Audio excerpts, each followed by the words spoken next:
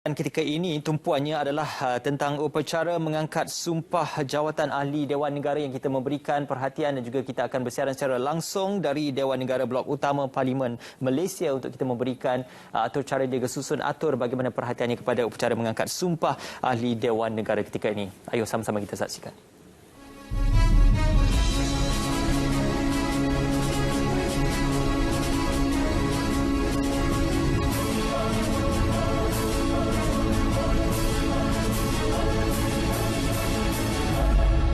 Pertama, Yang Berhormat Datuk Dr. Muhammad Razi bin Majidin.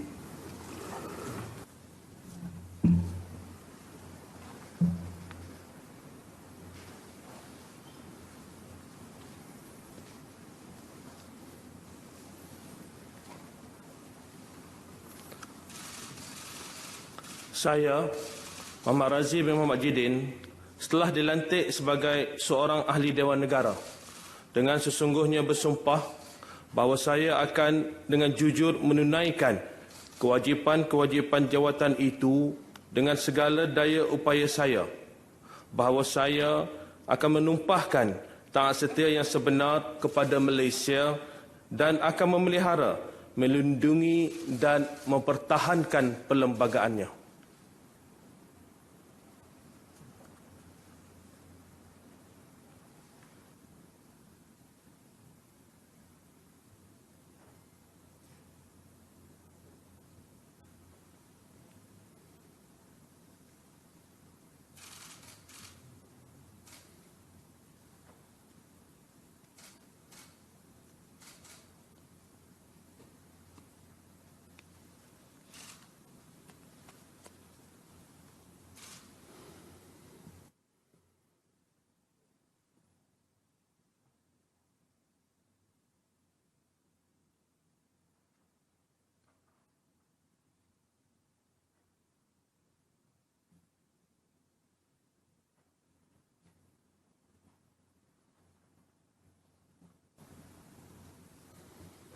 Yang kedua dipersilakan Yang Berhormat Datuk John Ambrose.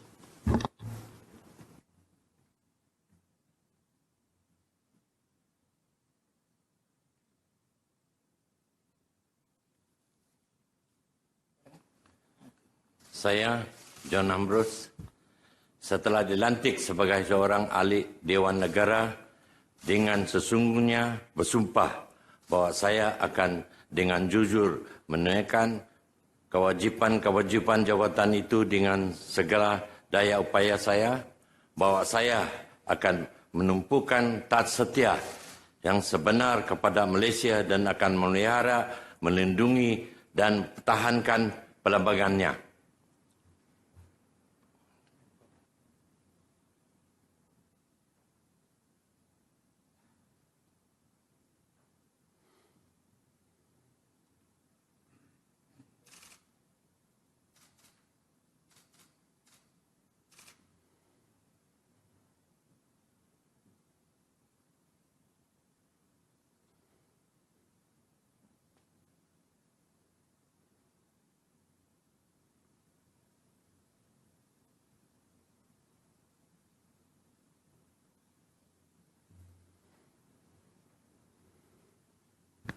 Seterusnya dipersilakan Yang Berhormat Datuk Teo Eng Ti alias Teo Kok Chi.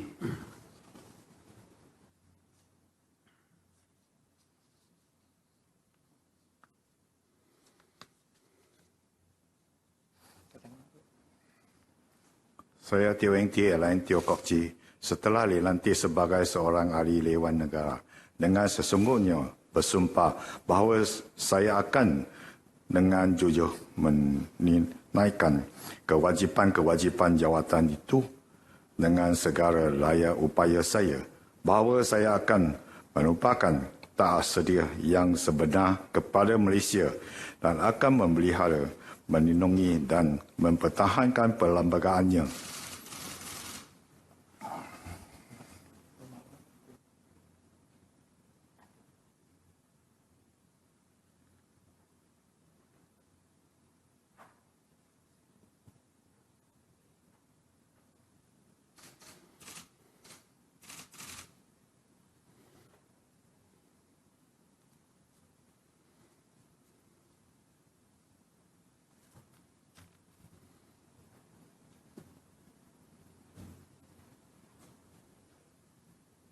Dan yang terakhir dipersilakan Yang Berhormat Datuk Bobby Afam bin Suan.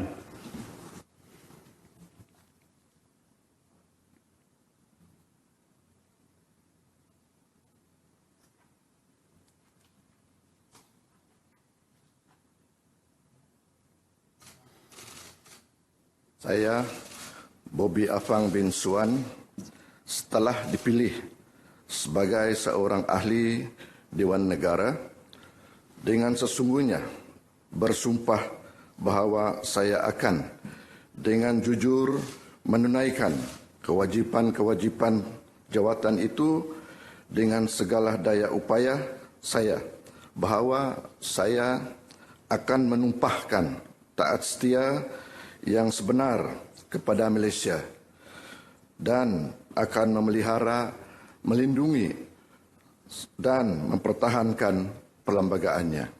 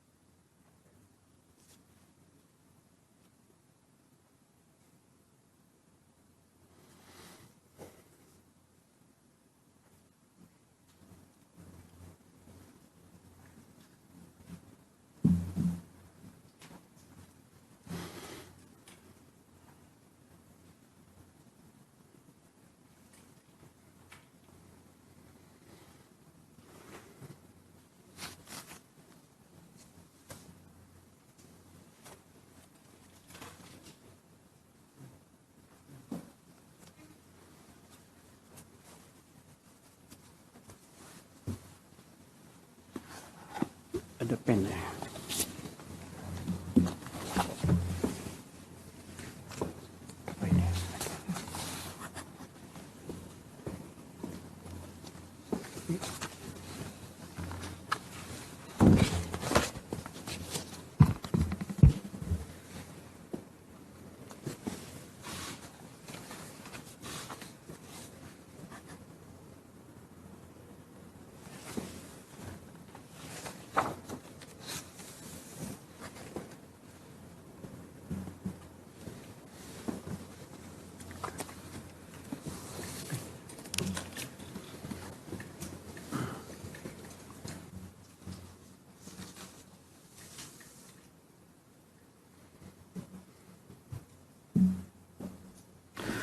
Mengalu-alukan pelantikan 4 orang ahli Dewan Negara.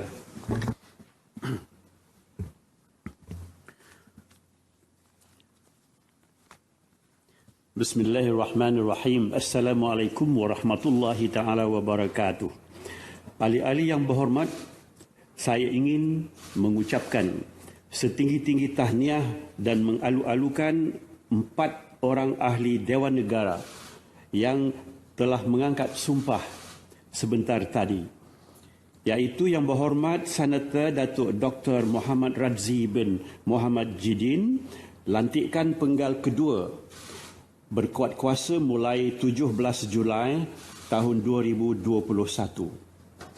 Yang kedua, Yang Berhormat Senator Datuk John Ambrose, lantikan sebagai penggal kedua berkuat kuasa mulai 16 Januari 2021. Ketiga, Yang Berhormat Senator Datuk Teo Eng Ti alias Teo Kok Chi, lantikan penggal kedua berkuat kuasa mulai 19 Julai 2021. Dan yang keempat, Yang Berhormat Datuk Bobby Afam bin Suan, dipilih untuk penggal pertama oleh Dewan Undangan Negeri Sabah berkuat kuasa mulai 5 Januari 2021.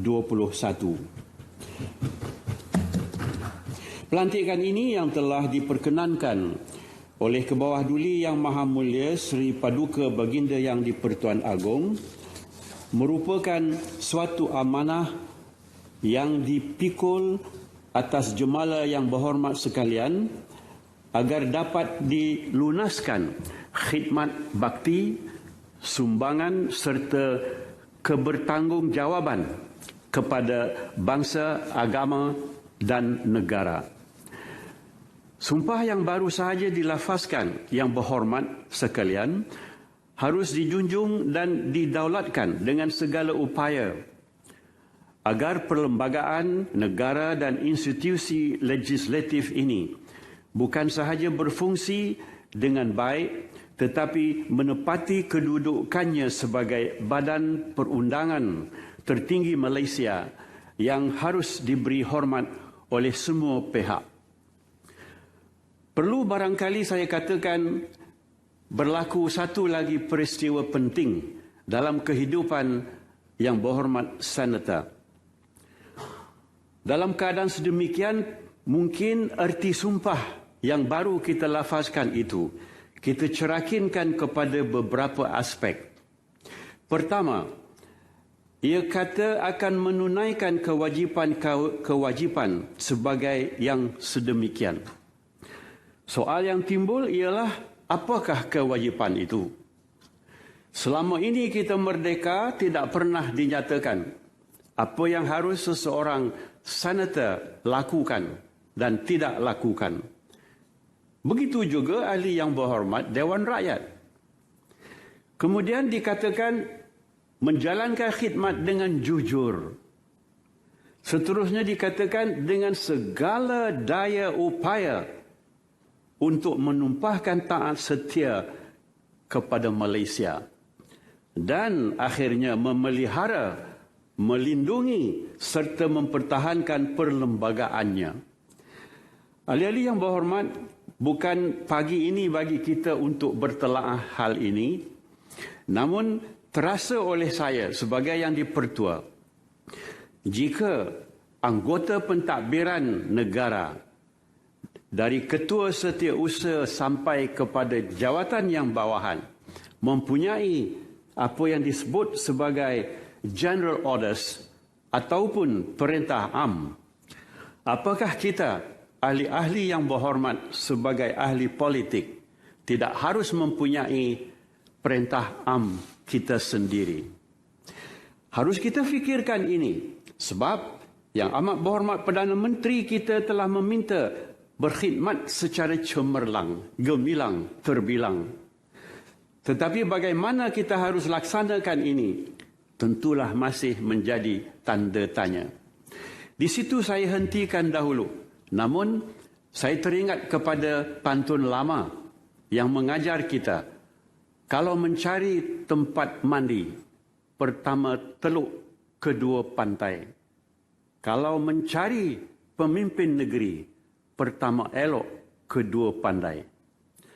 Dalam susunan itu, jangan saya heretkan yang berhormat lagi.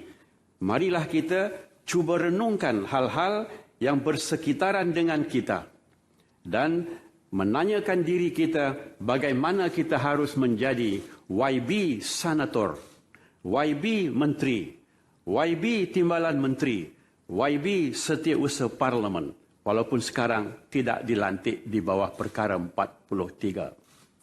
Harus kita berdoa ke hadirat Ilahi, semoga Malaysia terus menjadi sebuah negara yang cemerlang terbilang dan bukan itu saja meningkat dalam capaian ekonomi, tata susilanya, kenegaraannya dan aspek-aspek yang lain.